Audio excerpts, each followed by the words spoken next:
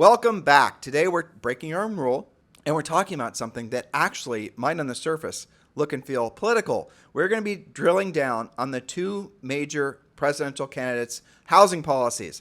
And we're going to go through these points relatively quick.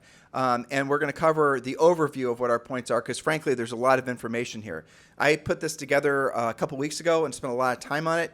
And if you want the complete notes from today's podcast, just go to harrisrealestatedaily.com. harrisrealestatedaily.com is the only place you can get all of our notes from the podcast. You definitely want this information. We're doing as much facting in here, and it's not political. We're doing our best not to even sound remotely political. You'll have to judge how well we did at the end of this. If you can decide, what side of the aisle Julie and I would be voting on. Our goal is to make it so you can't tell because we're going to be as objective as we can. And not partisan about each of these housing policies. So let's get into the weeds, Julie. So it is true that the U.S. housing market has been a focal point of economic discussion, particularly in recent years, as large institutional investors have increased their presence, with the 2024 presidential race highlighting housing policies from candidates Kamala Harris and Donald Trump. Understanding the role of major players like BlackRock, Blackstone, and other large investors in the housing market is more critical than ever. Now, here's what we're doing. We're going to structure this, and we're going to go through these points, like I said, relatively quick. The first thing we want, the myth that's out there, that we felt like we needed to directly confront was the idea that institutional investors are essentially what's stymieing the housing market. And I'm going to summarize it for you. And again, if you want the full notes, they're available for you at harrisrealestatedaily.com. The total number of homes in the United States is 80 million single-family homes. So what I did is I researched based on these criteria. I wanted to know what percent of homes, single-family homes, were owned by institutional investors that also owned over 100 single-family homes. Those were my search criteria. And guess what the number was? I bet you some of you were thinking it was a huge number. Nope, 1 to 2%. So 1 to 2% using those criteria of all single-family homes are owned by one of these institutional investors, which tells me and should tell you that they have virtually no effect on the value, the cost, the inflation that we've been experiencing in real estate. So the next question is what percent of the multifamily home sector do these big institutional investors own? And again, same criteria, more than 100 units again, this would be multifamily. And the answer there was 40 to 50%. So that makes total sense, right? REITs and all these other large institutional investors, they basically own 50% of all the multifamily residential units in the United States. Okay, that makes perfect sense. But what I really want you to understand, and hopefully you're really going to, allow yourself to be objective about this, is when you hear a politician, it does not matter who it is, talking about how institutional investors are the ones that have basically effectively caused this massive amount of inflation, aka appreciation in real estate, it just cannot be true because they simply don't own enough. I know in some markets like Charlotte, they do seemingly, they're at least a few years ago, they were like part of probably what felt like 25% of all real estate transactions. But I'm here to tell you it's 1 to 2% of all residential single-family homes in the United States are owned by institutional investors. So please do not allow yourself to be lied to because you now know the truth. Now what we're going to be doing is we're going to get into the exact housing policies of Harris versus Trump. All right, so first we're going to talk about Kamala Harris, her housing policy proposals. First one is building 3 million new homes. Harris's plan to construct 3 million homes aims to alleviate the affordable housing crisis.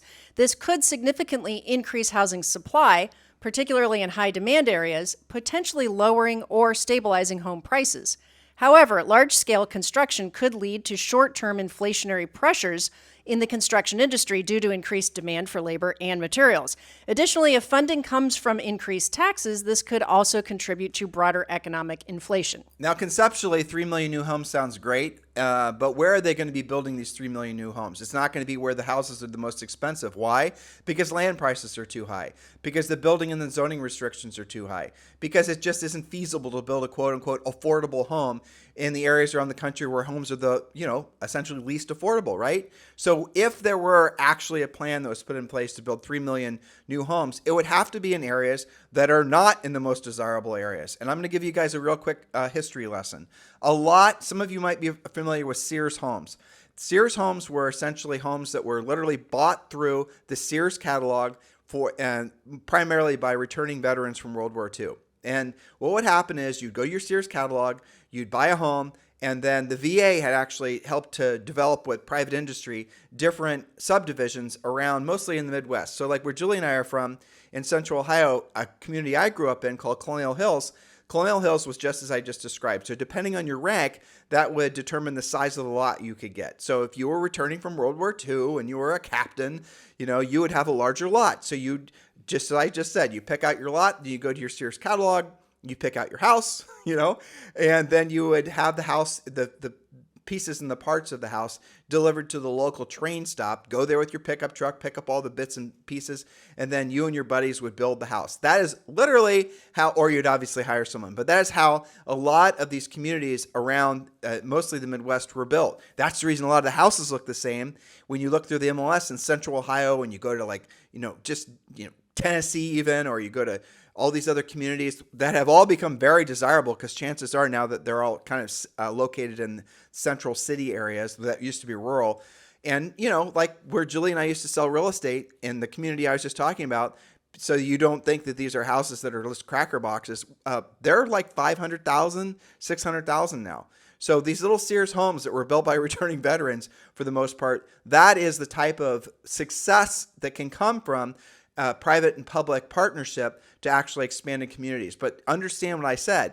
You're going to have a whole bunch of things that are not in place now. People are going to have to be willing to live in the less desirable areas. And they're going to have to be there's going to have to be industry that's going to be around to make it so that people can actually build more affordable homes. And all those things can definitely happen.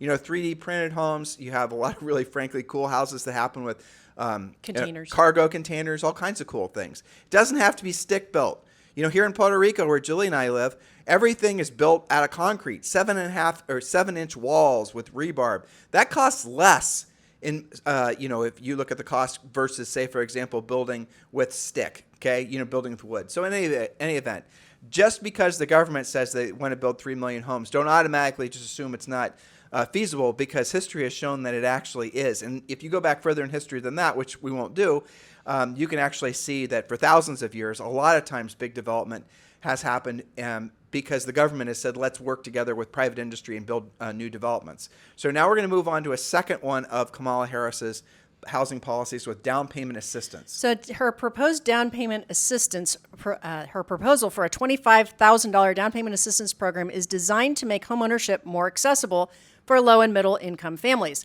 This could boost demand in the housing market, particularly among first-time buyers, potentially driving up home prices if the supply does not keep pace with the increased demand. So the problem with a down payment assistance program, and these have been around forever, this is not a new idea, is again, $25,000. If your average home price in the United States is $430,000 now, that's not going to get you enough down payment to buy a house. So where is that going to put you at in terms of your ability to buy something with $25,000? Is it going to be a check? Is it going to be a tax credit? I don't know. I mean, again, down payment assistance programs have been designed so that they'll help people who otherwise wouldn't, firefighters and school teachers traditionally have had programs like that in place so that they can work. And when implemented correctly, it actually effectively has a net gain into a community, because houses that maybe were, not in the greatest shape, or communities that were turning over but didn't have enough buyers to buy the homes, were then having an influx of, firefighters and teachers and policemen. So that's a good thing. That's right. And by the way, did you know that there's supposed to be close to 1,000 different types of down payment assistance programs that already exist? That's amazing. It's just that nobody really promotes them, but you can find them on HUD.gov and look it up by zip code. Some of them, and to your point, there's lots of different ways to do this. It's all under the category down payment assistance program. But you remember when we sold real estate, there was down payment grants that a buyer didn't have to pay back. There were other programs that had special stipulations that they did have to pay back. So the projected end price, so if you have a bunch of new buyers coming into a marketplace, obviously we're talking about lower end price points here, you're going to definitely see an increase in home prices because of specifically the housing payment. Every time you increase the number of buyers in a market, you're going to have an increase in the cost of homes. So when there's more buyers, you're going to have more, the home prices are going to go up. You can call that appreciation, you can call that inflation, but just understand there's no net benefit from a lot of these programs. But that said, having been a poor kid growing up in a relatively poor neighborhood, I will tell you that I was Zoe's age almost before, I was 7 or 8, before my parents stopped being tenants and they started being owners. And it makes an enormous difference. Living in a neighborhood that's mostly homeowners is incredibly more beneficial, especially when you're a little kid. Not to mention the fact that real estate is the number one way that people become first-generation millionaires in the United States. I don't know if you guys know that, but that is by, essentially, if you look at all the millionaires and you ask first-generation millionaires, how did they become millionaires? It's almost always real estate. It's not winning the lottery or, any of these other things that, again, people want you to believe. It's definitely real estate. So owning a home, generally speaking, is a huge win. And more people that can win at a higher level, the better it is for our country. So there's those couple things. So we talked about the impact on home prices and rents.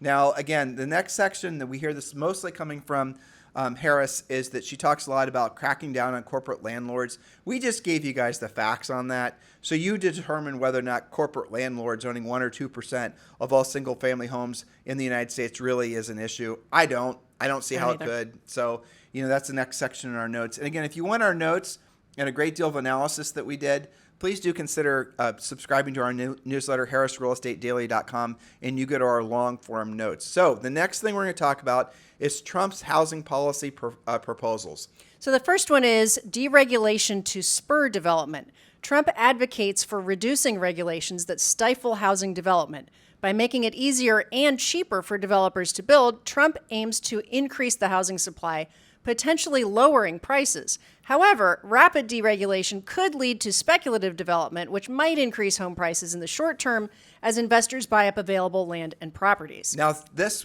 housing policy, let's think about this.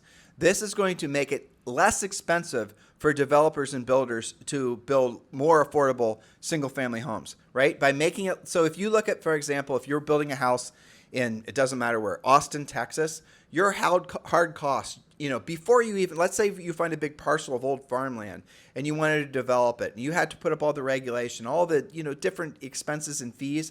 By the time that lot actually has a sign on it waiting for a buyer to buy the lot, how much money has already been spent just to get that thing market ready? It's extraordinary. And most developers, what they do is they double the hard costs that they have. So when you see a $400,000 lot or a $200,000 lot, the actual development costs were substantial. So you got to ask yourself, if those development costs were less, would the actual lot costs go down? Of course it would. Market forces would, through competition, cause the prices to drop. So if you want a way to really make it so that long-term home development becomes, especially in more affordable price points, becomes more viable, make it so more people want to build homes that are more affordable. That's the number one thing. The incentive structure is out of alignment right now. So, Julie, the projected impact on home prices and rents with deregulation. Well, increased supply could lead to lower or stabilized home prices over time, depending on the speed and the scale of the development. Rents could decrease as more housing becomes available, but this would depend on the location and the type of the development, of course. So that's going to be an it depends type of answer. Now, this next point is kind of controversial, but I thought it was interesting, and I really spent a lot of time researching specifically what this meant. I'll read this point, Julie. Okay. So Trump wants to open federal lands for development. Now, I hope that doesn't mean Yellowstone. Right. But there was no specifics on this. But then when I started researching this, I found out there's federal land everywhere that is oftentimes not even being used. And I'm talking about big swaths of land. Hundreds of thousands of acres. Exactly. So Trump's proposals to open federal lands for private development could increase the supply of affordable housing. However, this strategy might face opposition from environmentalist groups and local communities concerned about land use. Of course, that's true. All right, Julie, next point. All right, so the projected impact on home prices and rents, well, if successful, that opening of federal lands for development, it could lower land costs and in turn reduce home prices, particularly in regions with high land prices.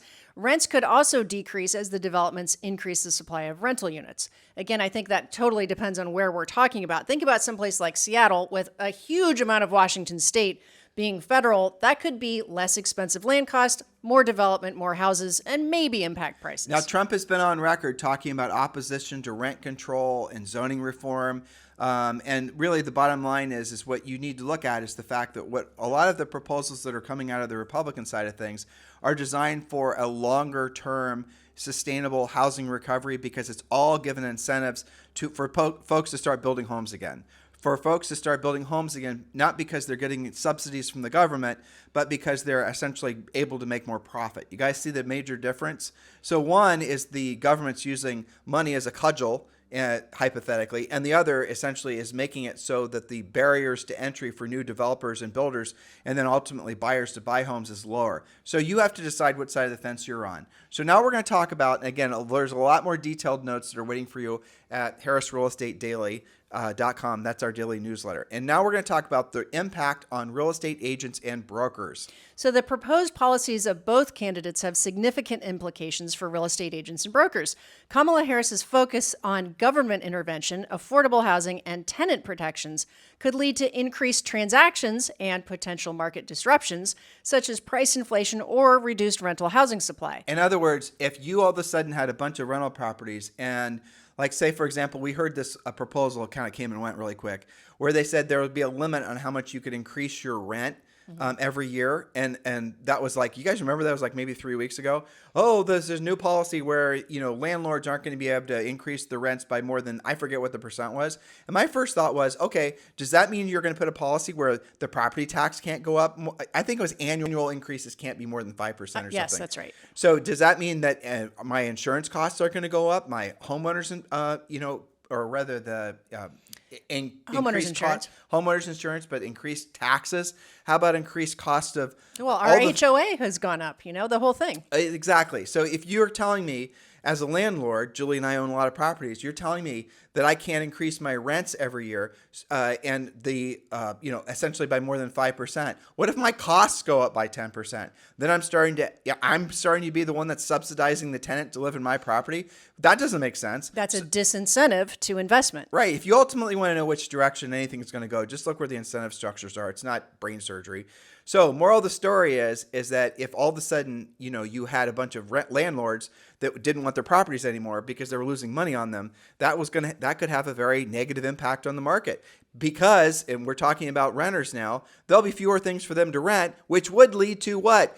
Landlords being able to increase their monthly rents because there's less supply for sale. So yes, it would free up some inventory for buyers to buy, but ultimately it would increase the cost of rental housing. That's just a fact. We've seen that happen in different communities where Julie and I have had coaching clients. That's true. Where they've tightened condo developments and whatnot, where they try to get rid of renters. All right, so go ahead, Julie. Now, Trump's emphasis on deregulation and free market solutions might spur development and increase sales, but could also maintain housing affordability challenges in high demand areas. Real estate professionals have to consider how these policies affect their business models, commission structures, and client bases.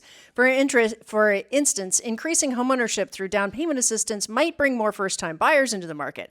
At the same time, deregulation could lead to more development opportunities and greater competition among agents. What that makes me think of is multiple spokes in the wheel, work first-time buyers and work with builders. If that's what you see as a result of any of these policies, it's not just one solution. It's knowing what's going on and taking what the market is willing to give you. If you see a ton of development, but you don't know anything about new construction, that's where you need to take, some effort. What makes me really sad, stick around. What makes me really sad about what's going on in the market ultimately, and Julie and I, when you and I started selling real estate, that we had first-time buyers that were in their 40s. Yes. And what had happened is they were coming out of a long-term economic cycle where inflation or interest rates, all these things. So even though they would have liked to have bought when they were in their 20s, they couldn't afford it when they were in their 20s. They finally got their finances in the market, finally was able to help them to buy a home.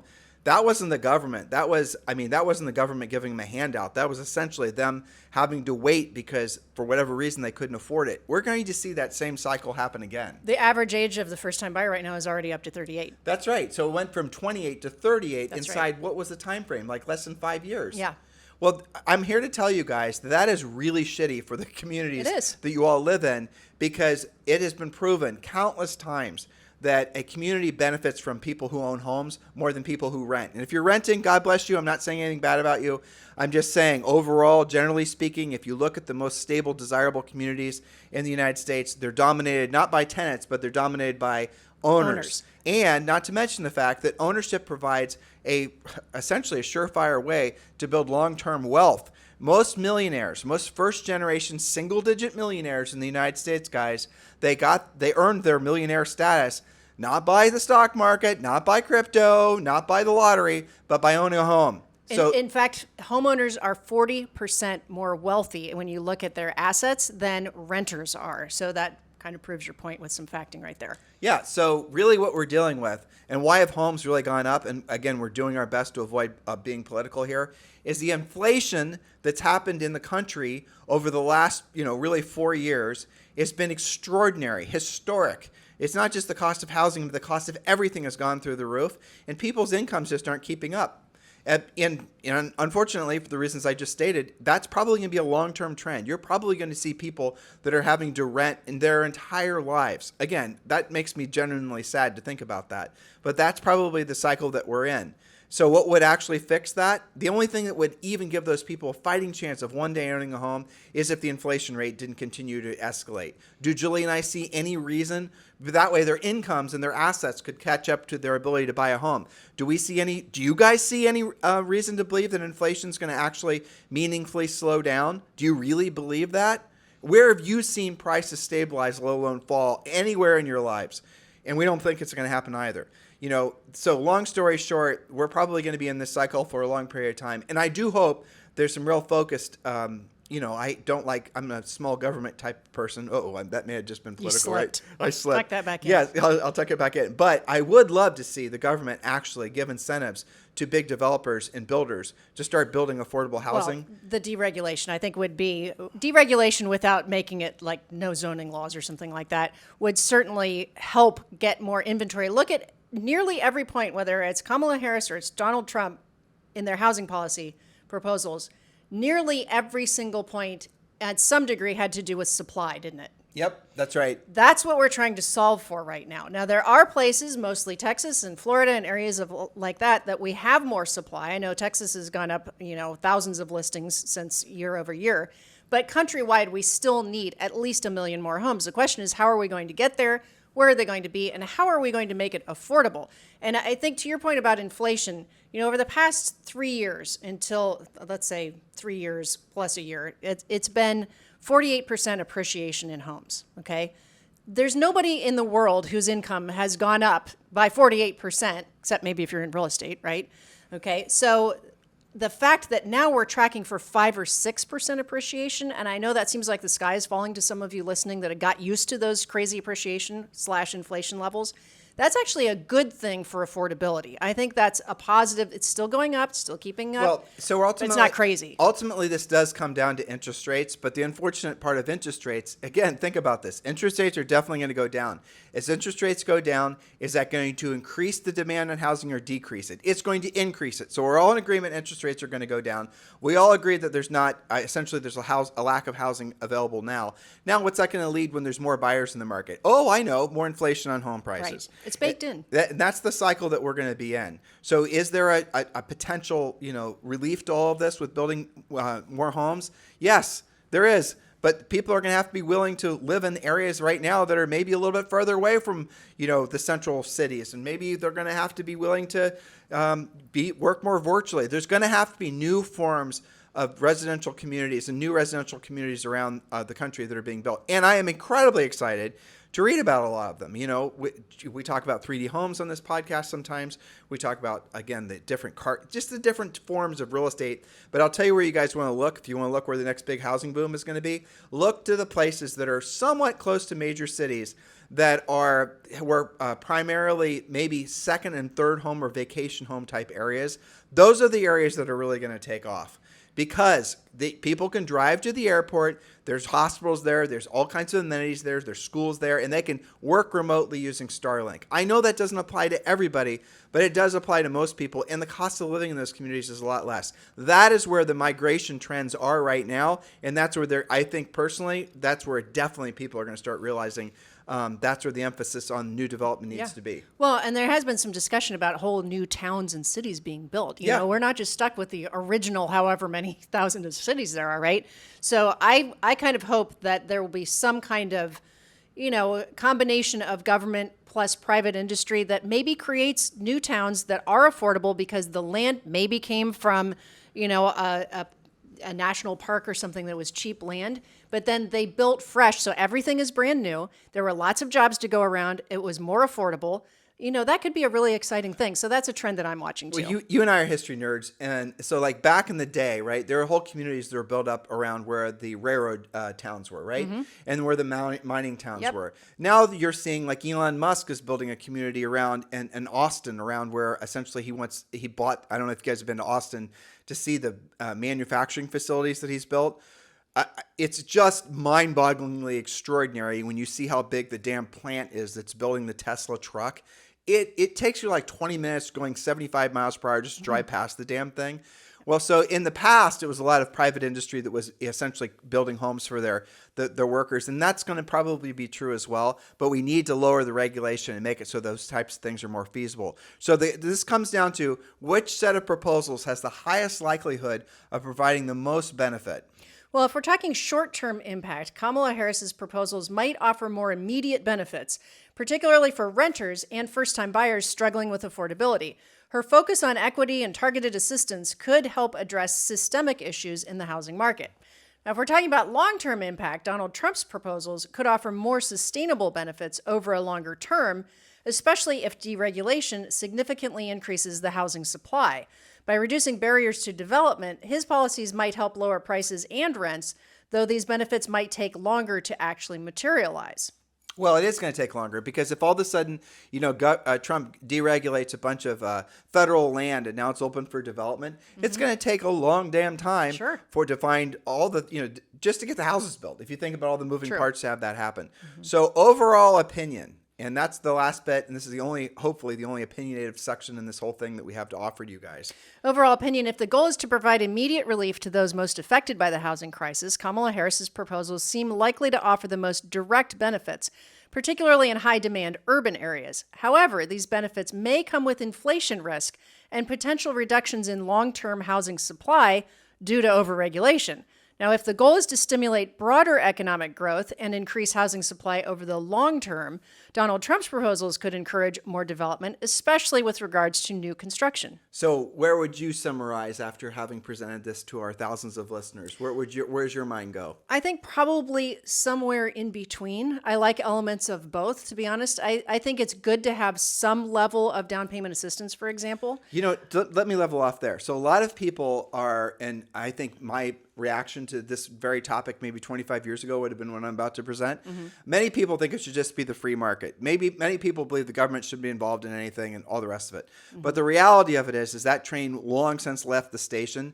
If without the government being involved in mortgages, there basically would be no mortgage market. This is true. And now you could say, well, the government being involved in the mortgage market has starved out essentially competitive players in the mortgage market. And that probably is true. And by the way, a lot of these independent GSE mortgage lenders are starting to create a lot of new interesting mortgage programs that's going to help with lowering payments. Not all good, not all bad. Just it's going to be interesting to see how the mortgage market adjusts. But ultimately, what you've got to accept the fact is that in a country that's structured like ours, where I forget what percent it is, over 90% of all mortgages, I think it's like 97% are essentially Fannie Mae, Freddie Mac, VA, something like that. It does make sense at this point that the government is going to have some kind of structure in place that's going to give incentives to developers and builders to start building homes that more people can buy. Because in a lot of these communities, the average sale price in the United States is $430,000, but you're looking at a lot of these communities where the average sale price is $1 million or over $1 million.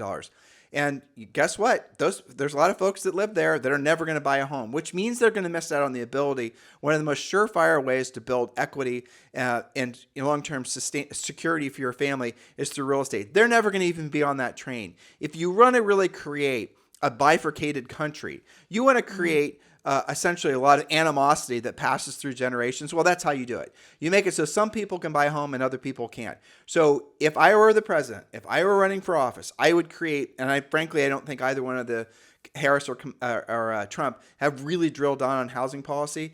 You'd have to address it from both ends, supply and demand. I agree with that because it's not, absolutely, you create haves and have-nots and animosity and, different types of neighborhoods.